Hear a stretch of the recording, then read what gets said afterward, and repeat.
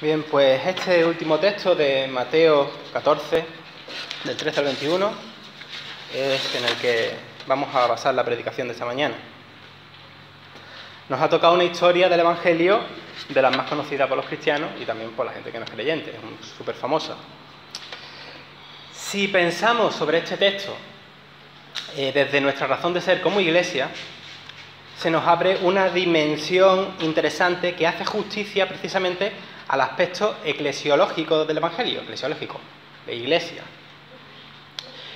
Como comunidad, el Evangelio nos marca una ruta, nos orienta hacia nuestra misión. Si nosotros como creyentes y seguidores de Jesús le tenemos a Él como modelo a imitar, este texto tiene mucho que decir. En el versículo 13 comienza en la estructura que lo presenta Mateo, al igual que Marcos. Sabemos que en Lucas ahí es diferente, pero en estos dos evangelios aparece esta narración después de la noticia de que Juan el Bautista ha muerto, es lo que encontramos antes. Y comienza el versículo: oyéndolo Jesús, es decir, enterándose Jesús de esta noticia de que Juan había muerto asesinado por Herodes, se fue en una barca a un lugar desierto.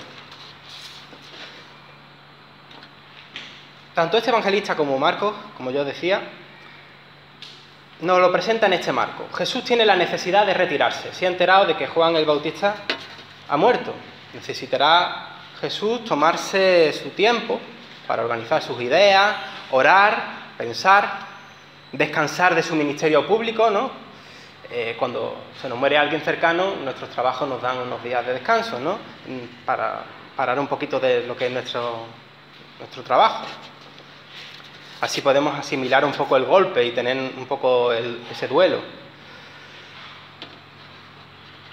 Jesús seguramente se retiraría pues, con los suyos, con su grupito de los 12, el más cercano, buscando ese descanso. Sin embargo, este retiro, en un lugar apartado,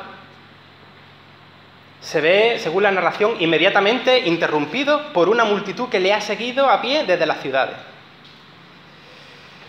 Vemos que Jesús tuvo compasión de esta multitud que le había seguido a pie hasta el desierto y que sanó a los que estaban enfermos. Es decir, aquí encontramos ya uno de esos atributos mesiánicos, el de sanador, que desempeña Jesús. Imaginaos un poco la situación, ¿no? Jesús a lo mejor estaría, pues yo qué sé, desganado, descolocado, necesitando su tiempo. Porque lo digo muchas veces, no quiero ser pesado, pero lo digo muchas veces.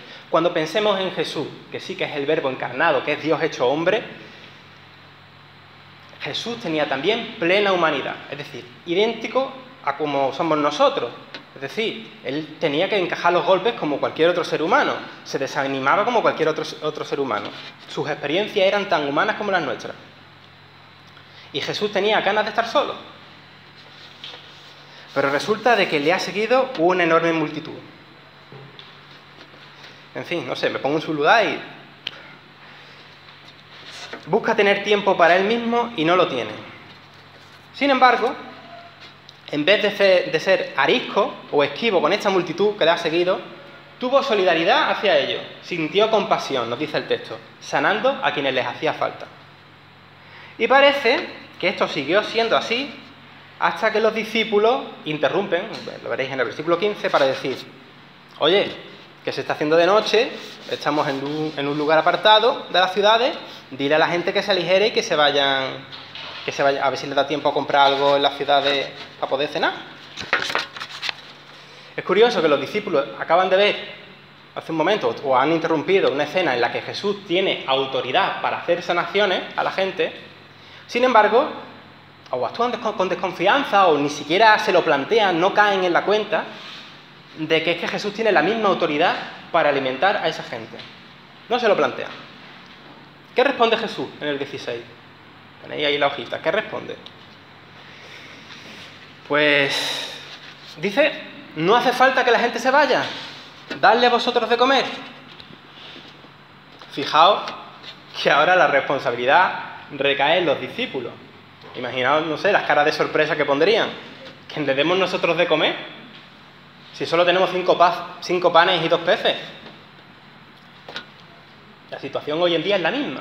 Es decir, el Señor nos pide a nosotros que atendamos las necesidades de quienes se nos acercan. Y podemos decir, Señor, si no tenemos nada, somos una iglesia pequeña, con pocos recursos. ¿Qué vamos a hacer? ¿Cómo quiere que sirvamos a la multitud? Nuestros pocos recursos son como estos panes y 2 peces. Poca cosa. ¿Qué dice Jesús en el 18? Traédmelos acá, refiriéndose a los panes y a los peces. Pues tenemos que hacer lo mismo. ¿Qué tengo yo al alcance para servir a Dios a través de mi prójimo? Pues lo que tenga, sea mucho o sea poco, hay que llevarlo a Jesús y decirle, Señor, aquí tienes, ponemos esto a tu disposición. Y lo tenemos que hacer con los recursos que tenemos como comunidad y, por supuesto, también en nuestro día a día, en lo que nos sale a nuestro encuentro diario a nivel personal, ¿no? Cuando se predica este mensaje, este pasaje, se suele ver a Jesús como el autor del milagro. Y es así, amén, ¿no? La gloria a Dios, ¿no? Pero oye, aquí entra también en juego los propios discípulos, que son, aunque han tenido esa duda de mandar a la gente a las aldeas, de que ni siquiera se han llegado a plantear de que Jesús puede hacer algo para alimentar a la gente, pero sí que han sido los discípulos quienes han identificado la necesidad de hambre que tiene el grupo, en un momento difícil, ya está cayendo la noche y están lejos, y han reaccionado ante Jesús por esa necesidad. En este sentido tenemos una enseñanza también sobre la intercesión. Llegados a este punto, también de la intercesión al Señor y de la solidaridad de poner en servicio lo que se tiene. Detección de un problema, poner el problema en manos del Señor y luego actuación. En el versículo 19, ya una vez ha dicho Jesús, traedme los panes acá y los peces, en el 19 dice que Jesús mandó a la gente recostarse sobre la hierba. Lógicamente la gente ya estaría cansada, ¿no?, de escuchar allí a Jesús, de estar haciendo sanaciones y tal. Se había hecho tarde, o sea que tiempo para estar cansado tendrían, pero no sé hasta qué punto puede ser significativo, quizá no lo sea. Pero ojo, los que comían recostados en aquel tiempo, siguiendo el modelo de las altas clases romanas, y así imitación de ellos, eran los ricos y las clases libres, no los esclavos ni los pobres. No sé hasta qué punto puede haber en este gesto algo subversivo, es decir, también, con lo poco, con 5 panes y 2 peces, una multitud de gente pobre, pero acompañados por Dios, puede saciarse como rico. Y por tanto, en esto de recostarse hay un gesto simbólico, quizá incluso divertido, como un reto al sistema o una broma que ilustra y desafía las estructuras sociales injustas que estaba proponiendo el mundo de aquel tiempo, que igual que hoy en día. Y digo con ligereza que eran pobres esta gente, porque los estudios sociológicos de aquel tiempo muestran que apenas había clase media. La gente era o pobre total, de los que tienen que mendigar para poder ganar algo para comer, o los que eran pobres, pero tenían un nivel de vida que les permitía subsistir medianamente, es decir, los jornaleros de la agricultura, la ganadería, pescadores, para vivir medianamente y en el día a día. Y luego, por otra parte, estaban los adinerados, ¿no?, los terratenientes, los dueños de las tierras a los que esta gente les trabajaba. ¿Había clase media? Sí, pero era muy poquito. De hecho, uno puede pensar, bueno, aquí hay una multitud siguiendo a Jesús que se van a un lugar desierto. ¿Qué pasa? ¿Han dejado sus trabajos? ¿Han ido todos a...? Pues seguramente habría alguno que dejara su trabajo, pero la verdad es que había una alta tasa de desempleo. Gente que no hacía nada. Podemos mirar en Mateo 23, el que tenga la Biblia abierta, para ver que hay ahí también una referencia precisamente al desempleo que había. Además, la multitud hemos visto que necesitaba sanación. Había muchos enfermos, y los que estaban enfermos no podían trabajar. La pescadilla que se muerde la cola, bueno, una situación, la verdad es que muy difícil. Algo que que parece escaso, 5 panes más 2 peces, y digo escaso porque eso no es nada, ¿cuánto suman? 5 más 2. 7. 7 es el número, según la numerología bíblica, de la perfección. El reino de Dios está poniendo el mundo patas arriba. Lo poco puede ser mucho. Por eso decía antes que pongamos lo que tengamos al servicio del Señor, sea mucho, sea poco, y dejemos que Él nos sorprenda. No pensemos ya según la estructura de nuestro mundo, según nuestro sistema. El reino de Dios ha entrado con Jesús, está en la Iglesia y va transformando las cosas a su paso. Hay un punto que lo voy a mencionar porque me parece interesante, pero bueno, cada cosa saque sus conclusiones. Veréis, dicen los especialistas, bueno, lo dicen incluso antes de Lutero no estaba muy de acuerdo con esto, pero dicen los especialistas ya contemporáneos que la disposición de textos como este, en los evangelios, donde aparecen comidas de Jesús con la gente, van señalando y apuntando ya de alguna manera, anticipando lo que va a ser la Santa Cena, lo que Jesús instruye como memorial, hacer esto en memoria de mí. De manera que cuando nosotros celebremos la Santa Cena también nos acordemos de las otras veces que Jesús comió con la gente. Pero bueno, esto es algo secundario, se puede o no se puede estar de acuerdo, pero lo comparto, tenéis vuestro derecho a hacer el libre examen y vuestro criterio y discernimiento para pensar si esto también puede o no puede ser así. Si esto es así, la verdad es que nos diría mucho también acerca de una mesa abierta como la que tenemos nosotros, ¿verdad? De invitar a que participe todo el que quiera. Pero bueno, esto lo dejo un poco en el aire, que cada cual... Lo importante en este relato, en realidad, es que esta multitud, gracias a Jesús, finalmente puede comer y saciarse ante la necesidad que había. Nosotros, cuando oramos con el Padre Nuestro, pedimos también por el pan de cada día, a nivel comunitario. Y es interesante que aparezca la palabra saciarse, se saciaron, no quedaron con hambre, porque esta historia señala que cuando Dios actúa, lo hace con plenitud, no actúa a medias. De hecho, para que nos demos cuenta de la bendición, es un detalle para que nos demos cuenta de que cuando Dios bendice, sobreabunda su bendición, ¿no? El relato da este detalle de que sobró pedazos, hasta 12, ¿no? 12 cestas llenas, leía.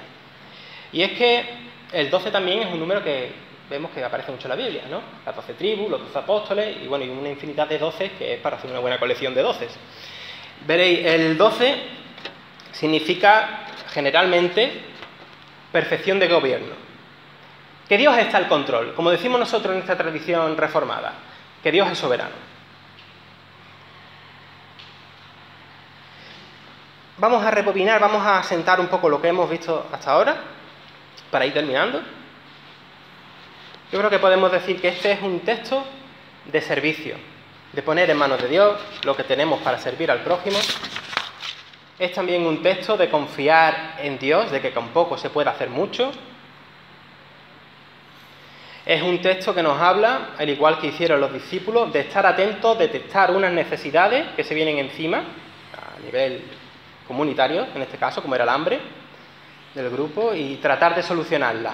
Poner la situación detectada en manos de Dios. Y según, como hemos dicho antes, según este evangelista y también Marcos, es un texto que enseña a estar disponible para otros en los momentos que no nos vienen bien. A ver, las cosas como son. El ejemplo que el evangelista pone aquí resulta un poquito radical, ¿no? Yo creo que es para que nos demos cuenta de que nos impacte un poquito y nos demos cuenta de esta realidad, ¿no? De que es un momento que no viene bien, como es un luto, y aún así, pues finalmente acaba siendo un encuentro relacional con muchísimas personas donde Jesús las está sirviendo al final. Y es que luego al final celebra un banquete con ellos. Banquete entre comillas o sin comillas, porque sobraron 12 cestas, ¿no? Jesús tuvo todo el derecho del mundo, como lo tenemos también nosotros, de aislarse y tomarse su tiempo para él mismo. Pero las circunstancias trastocaron lo que pretendió y no actuó de mala gana con la gente. sino que respondió con solicitud. Nos deja a nosotros un buen ejemplo, ya que cuando se nos tuercen los planes, bueno, yo no sé vosotros, cuando se me tuercen los planes, actúo de mal humor y algunas veces pues los pago con quienes me rodean. Yo me quedo aquí retratado.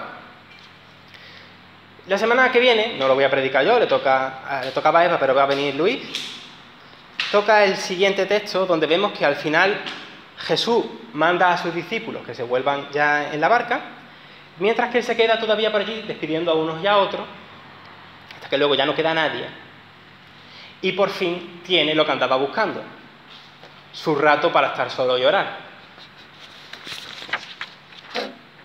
¿Habéis visto esa imagen que tenemos en el Facebook de la iglesia, que es de John Wesley, que viene con una idea parecida? Aquí Jesús interrumpe su piedad individual para servir a otros, ¿no? Y John Wesley, el del precursor del metodismo, dio una enseñanza parecida y además tiene un poco de gracia. Él dijo: si usted está dentro de su casa leyendo la Biblia y ve por la ventana que afuera hay alguien que pasa hambre, deje su Biblia, salga y alimente a esa persona. A continuación, parece una receta, a continuación puede volver y continuar leyendo la Biblia. La espiritualidad cristiana no es aislarse y buscar la comodidad, aunque algunas veces esas cosas son necesarias, porque somos humanos y necesitamos esos tiempos. Sino que es que la espiritualidad cristiana algunas veces es incómoda, nos cuesta, nos pincha un poquito. Demanda negarnos a nosotros mismos y servir al que lo necesita. Y bueno, esta es la reflexión a la que me ha llevado el texto. Espero que os haya podido servir también de bendición, ¿no?